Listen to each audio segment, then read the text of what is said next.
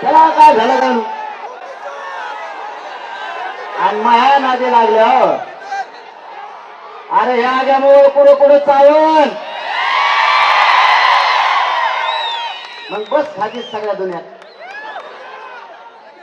मला एक नाही कळालं, माझ्या मराठा समाजाला, या सोलापूर जिल्ह्यातून करोडो मराठा समाजाला, राज्यातल्या एक प्रश्न विचारायचा. माय बापा हो, मी कधीच म्हणलो नाही की तुम्ही मराठवाड्यात येऊ नका. मी कधीच बोललो नाही मराठवाड्यात आल्यावर तुम्हाला बघून घेईन. का बरं मग? जर माझ्या मराठ्यांनी किंवा म्या तुम्हाला पायच लावला नाही, तुम्ही जाणून बुजून का भांडण खेळता आमच्याशी?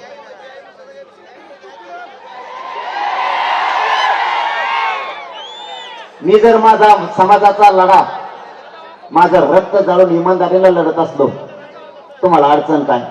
त्यांनी अडचण सांगून टाकली, मी तुम्हाला ते सांगतो, तुमच्या जर ध्यानात नसली राहिली तर. त्यांनी सांगितलं मी मराठवाड्याचा तो काय करतो बघून घेतो. एक तर मी बोलिलच नाही आणि आला तरी तो मग काहीच बघू शकत नाही,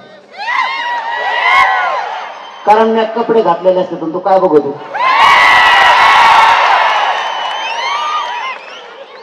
त्यामुळे मी विकाले शाना तालमीतला नाही.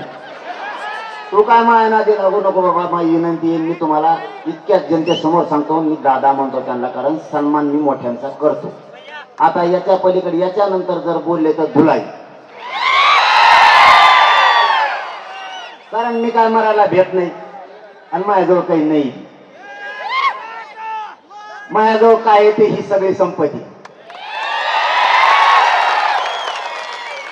आता एक मुद्दा त्यांनी सांगितला, त्यांना सोलापूर जिल्ह्यातून माझं आव्हान आहे, याच्यानंतर बोलू नका, मी माझ्या जातीसाठी लढतो. तुमचं आमचं वैर नाही, आम्ही तुमचा सन्मान करतो. सन्मान शब्दाचा अर्थ समजून घ्या. नसता मी जर पिसळलो तर पिसळलो मग काय करत असतं माहिती आहे तुम्हाला? मग लय अवघड. दुसरं सांगितलं त्यांनी, आमच्या देवेंद्र फडणवीस साहेबाला बोलायचं.